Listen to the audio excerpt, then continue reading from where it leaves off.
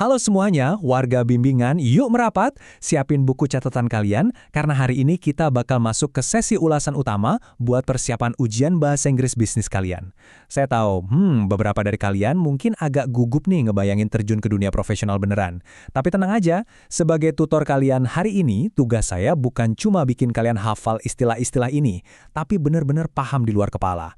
Kita bakal ubah rasa bingung jadi rasa percaya diri yang mantap. Jadi, fokus ya, karena kelas kita resmi dimulai. Nah, buat agenda pembahasan kita kali ini lumayan padat. Kita mulai dari selamat datang di persiapan ujian, terus kita bakal menguasai frasa rapat, lanjut ke role play negosiasi, bahas istilah keuangan, ada kuis singkat keuangan juga buat ngetes kalian, dan terakhir gimana cara sukses wawancara kerja. Yuk langsung aja kita mulai. Bagian 1. Selamat datang di persiapan ujian, menetapkan standar. Oke, let's dive into this. Hal pertama yang mau saya tekankan di sesi kita hari ini adalah menetapkan standar ekspektasi. Gini, dunia bisnis itu pergerakannya cepat banget, dan cara kalian ngomong itu benar-benar jadi cerminan langsung dari kompetensi kalian. Buat kalian semua, warga bimbingan, perhatiin baik-baik ya. Pernah nggak sih ngebayangin kalian lagi di tengah rapat penting, tiba-tiba ada yang ngomong pakai istilah bahasa Inggris bisnis, dan kalian cuma bisa senyum bingung sambil nebak-nebak dalam hati apa maksudnya? Nah, tujuan kita hari ini adalah ngilangin kebingungan itu 100%. Menguasai kosakata ini tuh ibarat jembatan yang bakal bawa kalian dari mahasiswa yang masih meraba-raba jadi profesional muda yang super pede di ruang rapat manapun. Lanjut ke bagian 2. Menguasai frasa rapat, terdengar seperti profesional.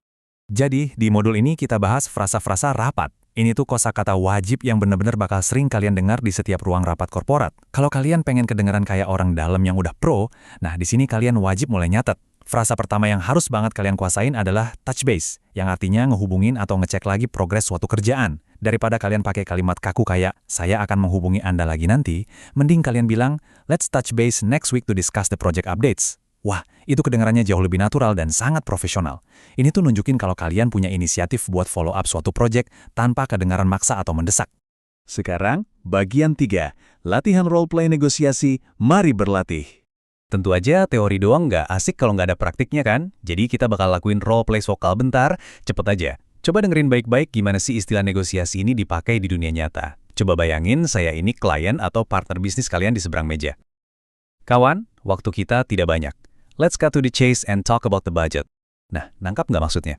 Kalau kalian pakai nada bisnis yang tegas, lugas, dan efisien, kayak gitu, cutting to the chase itu artinya kita skip semua basa-basi dan langsung sikat ke inti obrolan. Frasa ini kepake banget kalau waktu rapat udah mepet. Sekarang coba dengerin kalimat ini. Tentu kami memahami keberatan Anda. We're looking for a win-win solution to ensure both companies benefit from the partnership. Berasa nggak bedanya? Nandanya jauh lebih ramah dan ngajak kerjasama kan? Win-win solution ini sebenarnya adalah goal paling utama dari negosiasi bisnis yang sukses. Intinya, ini adalah solusi di mana dua-duanya dapat untung, bukan malah saling menjatuhkan. Satu lagi nih, dengar, kita harus segera mengambil keputusan. There has been a lot of back and forth in these contract negotiations. Nah, pakai nada yang agak capek tapi tetap profesional ini emang pas banget buat gambarin situasi back and forth. Istilah ini nunjukin proses negosiasi yang alot, bolak-balik terus, penuh dengan kompromi dan tawar-menawar yang nguras tenaga, sebelum akhirnya bisa deal. Masuk ke bagian 4, memecahkan istilah keuangan utama, bahasa uang.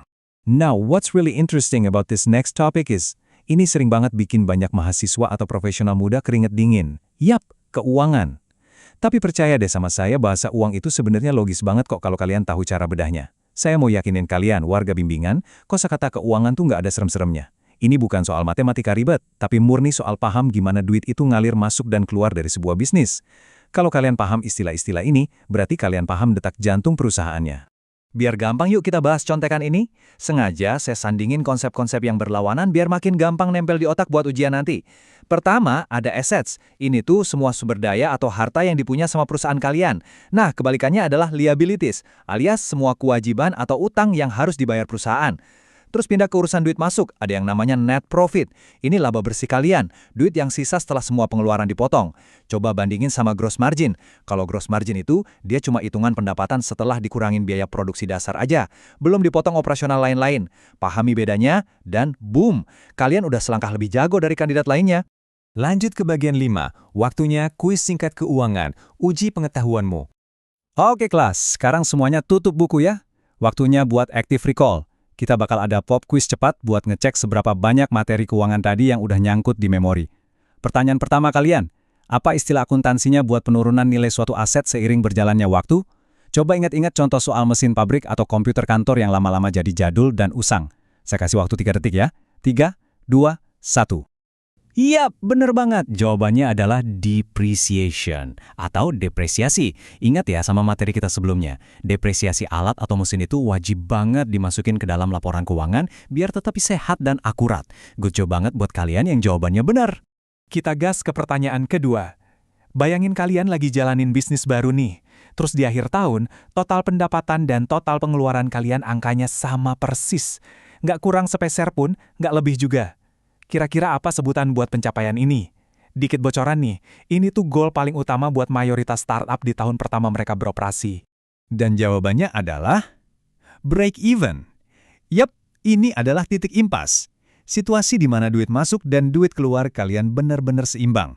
Alias, kalian emang gak rugi, tapi ya belum nyetak untung bersih juga. Selamat ya buat yang berhasil nebak, kalian udah punya insting bisnis yang lumayan tajam nih. Nah, sampailah kita di bagian 6, sukses wawancara kerja, penerapan paling penting. So, the crucial point is, ngapain sih kita repot-repot belajar semua istilah teknis ini dari tadi? Jawabannya jelas ada di penerapannya pas nanti kalian terjun ke dunia nyata. Ingat ya, ini bukan cuma soal biar lulus ujian kelas saya hari ini, tapi soal gimana kalian menjual value kalian di pasar kerja yang sesungguhnya. Kalau kalian bisa nyelipin istilah-istilah spesifik ini secara natural waktu wawancara kerja, wih, itu bakal langsung ningkatin persepsi profesionalisme kalian. Misalnya nih, pas ditanya soal pencapaian, sebut aja kata ROI atau Return on Investment buat ngebuktiin kalau kalian tuh ngerti banget soal metrik nilai. Kalau ditanya cara nyelesain masalah, kalian bisa bilang bakal meleverage atau maksimalkan sumber daya yang ada. Terus, tunjukin kalau kalian punya gaya kerja hands-on approach, biar kelihatan kalau kalian itu dedikatif dan siap turun tangan langsung. Dan pas ngomongin gaji, pastiin kalian selalu arahin diskusinya buat cari win-win solution buat kalian dan perusahaan. Percaya deh, pakai kata-kata ini bakal bikin kalian kedengaran kayak orang dalam industri yang udah makan asam garam. Pas kalian lagi nyatet dan ngapalin istilah-istilah ini hari ini, sadari deh kalau kalian tuh nggak cuma lagi belajar buat ujian besok. Kalian tuh sebenarnya lagi naruh investasi gede banget buat ngebangun brand equity kalian sendiri. Reputasi, kredibilitas, dan nilai jual kalian sebagai seorang profesional di masa depan itu benar-benar lagi dibentuk detik ini juga. Wah, nggak kerasa kita udah sampai di penghujung sesi pembahasan kita hari ini. Pertanyaan terakhir saya, ini bukan bagian dari kuis ya, melainkan sebuah tantangan buat kalian semua. Dengan amunisi kosakata baru yang luar biasa ini, apakah kalian siap buat raise the bar alias naikin standar kalian dan berani untuk go the extra mile melakukan hal yang lebih dari sekedar ekspektasi di perjalanan karir profesional kalian nanti?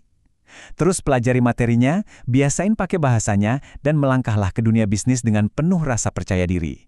Selamat belajar, semangat terus, dan semoga sukses besar di ujian kalian nanti.